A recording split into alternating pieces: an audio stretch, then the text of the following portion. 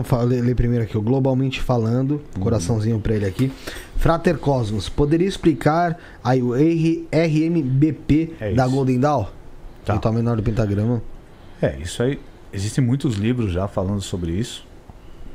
Mas o que é importante lembrar é que o ritual menor de banimento do pentagrama é algo como feijão com arroz dentro da Golden Dawn. É o prato principal que você tem que praticar o resto da sua vida. E o que isso daí faz?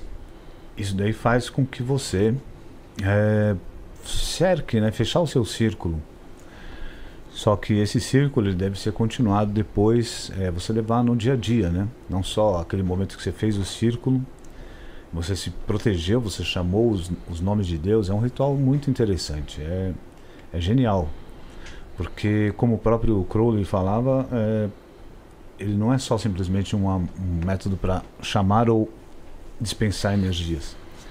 Quando você entende aquilo e pratica, e você mergulha nos segredos daquilo, com um ano de prática, você descobre que aquilo é a pedra filosofal, como disse o Crowley, né? É uma coisa muito boa. É um método de alquimia. Você está praticando aquilo, você está chamando. Só aquele fato de você vibrar os nomes de Deus, você chamar os arcanjos, aquilo traz uma proteção muito grande. O que eu posso dizer é que, por exemplo, se você fizer o ritual de manhã, ele vai durar até o pôr do sol. Depois, quando se dá o pôr do sol, se você tiver sob ataque, alguma coisa assim, tem que fazer outro ritual para você, porque muda as correntes magnéticas da Terra. Então é preciso realizar outro ritual de banimento. Agora, tem todo eu vou lançar agora um livro, inclusive, se me permitem. Pode falar, fica à vontade. Coletânea Golden Dawn, e vou lançar o primeiro volume dentro de 1 mês, no máximo 2. E nós vamos falar inclusive, bastante sobre os rituais do pentagrama, onde você pode utilizar o ritual do pentagrama para chamar a energia do fogo, da terra, dos elementos, né? Então você, por exemplo, se você está muito morgado, muito desanimado, apático, você pode fazer um ritual do banimento, ou um ritual de invocação do elemento fogo, para te dar mais energia, mais pique para a vida.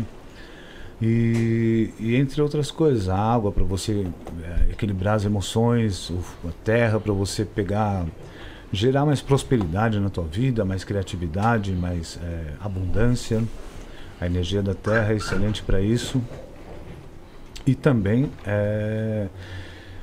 você pode, trabalhando com o ritual do pentagrama, você pode trabalhar inclusive com usar aquilo para chamar anjos, né? Mas isso a gente vai entrar em detalhes no livro mesmo. Se quem quiser saber, é só entrar no nosso site. Posso falar o site? Claro, deve. À vontade. www.auroradourada.com ou goldendawn.com.br. Então, se quem tiver interesse nisso, pode ir lá depois pesquisar. Em um mês, 2 meses já está. Só termina a edição, fazendo algumas correções, e já vai lançar o primeiro volume dessa coletânea Golden Dawn. Tem mais uma pergunta aqui pra vocês. O Ralph Rangel, vou ler agora. Coração pra ele também aqui, ó. Parabéns pelos convidados. Pergunto: quem pode explicar o princípio do gênero, o da polaridade no Kybalion, e qual a relação entre eles? Vamos primeiro entender uma coisa. A gente vai responder isso. O que é o Kybalion? Porque muita gente confunde com a Cabala. Não. É um livro. Eu sei que não tem nada a ver. O Kybalion é um livro escrito há mais ou menos 100 anos atrás, aproximadamente. Por membros da Golden Dawn. Foi na França ou na Espanha que ele foi escrito? Não, William Walker Watkinson, que foi o chamado, que depois escreveu um livro sobre yoga, chamado Yogi Ramakaraka, com pseudônimo.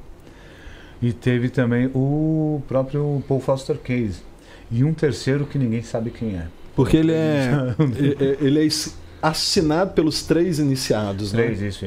Conheço só 2. Ninguém sabe quem é o terceiro. O terceiro é um mistério. Bom, o livro, né, o Kybalion, é um livro que está dando uma interpretação para o corpus hermético. O corpus hermético é a base do hermetismo.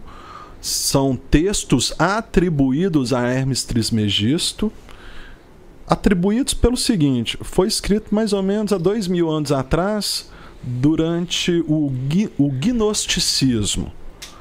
que é a primeira vertente cristã que acontece, porém de grupos cristãos helenizados, ou seja, pessoas da cultura grega, mas que moravam no Egito. Então, olha só o sincretismo absoluto que tem.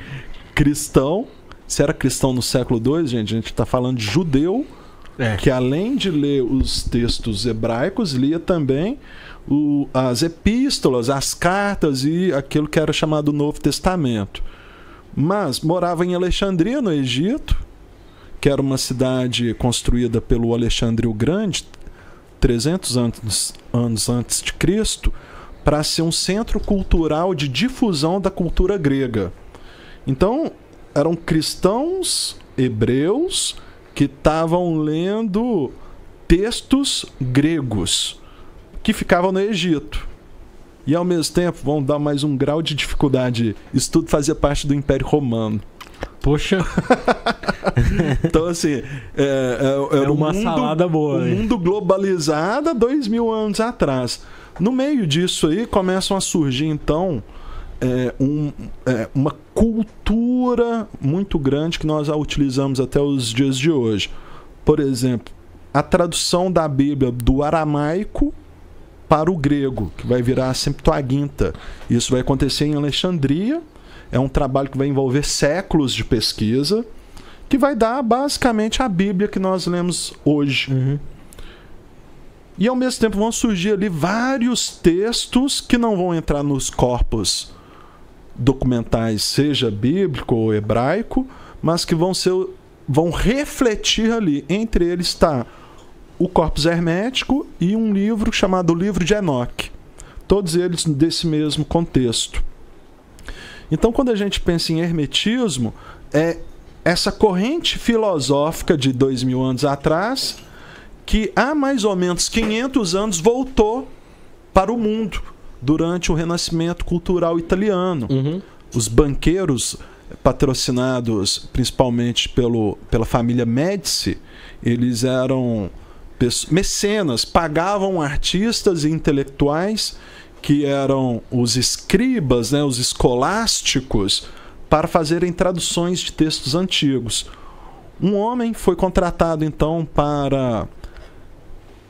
Eu estou em dúvida se foi o Marsilio Ficini ou se foi o discípulo dele, o Pico del Mirandola. Pico del Mirandola, que traduziu a primeira? O primeiro cabalista cristão. Ele que fez essa... Ele que fez a tradução? Eu não lembro da tradução, mas ele que fez essa conexão entre o hermetismo e a Kabbalah. E além dele, se eu não me engano, tem um terceiro, que vai ser o Patrizzi. Esse Patrizzi, ele, literalmente, ele foi dado a ele um trabalho assim, colossal, gigantesco. Traduzir nada mais, nada menos do que Platão, que tinha sido perdido no mundo. Aí eles redescoberam, ele foi lá e traduziu. Só que quando ele chegou com os textos platônicos, descobriu junto com eles os textos herméticos, o corpo hermético. A prioridade foi traduzir primeiro o hermético e depois o platônico. Aí vem essa geração do Pico del Mirandola e do Marsilio Ficini. Um é mestre do outro, tá? Então são contemporâneos. Vai colocar essa carga hermética em contato com a tradição da Cabala. Aí vira magia. Ligou os pontos ali, né? Isso vai dar a base da magia, da Golden Dawn. Na Golden Dawn e dá basicamente a magia ocidental, aquilo que nós chamamos a alta magia, a magia ocidental, ela vem desse contexto. Uhum.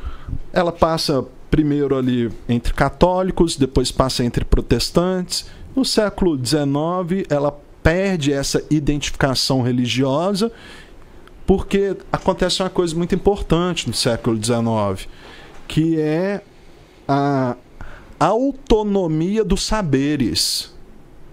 Então, a revolução científica Escolas, sim, pessoas aprenderam a ler, então. E a matemática, ela vira um campo de conhecimento próprio. Teve uma democratização do conhecimento mesmo. E uma coisa de... a definição dos paradigmas do científico. E quando isso começa a definir, por exemplo, fala assim, olha, Matemática, você não precisa pensar na história para pensar matemática. Matemática é matemática sozinha, história é história sozinho. Isso entrou para magia também. A magia é magia sozinha, ela já não precisa mais nem da filosofia, nem da religião. Ela ganha uma vida autônoma. Então, a partir do século XIX, os magos vão trabalhar em cima do escrito de outros magos. Mas se a gente voltasse lá para o século XV, que a gente estava falando, um mago ele estava trabalhando muito com a teologia. Porque a Cabala, que é essa tradição judaica, a Cabala da magia ela é um pouquinho diferente da Cabala rabínica, muda uns termos, porque ela nasce na Espanha, perto do contexto de Barcelona, perto de 1300, uns 100 anos antes disso que a gente está falando. Então, quando ela tem contato com o mundo cristão, ela tem uma pequena transformação. A Cabala também ela é familiar, cada família tem uma pequena diferença de práticas, costumes, palavras. Hoje, quando a gente fala hebraico, é uma língua.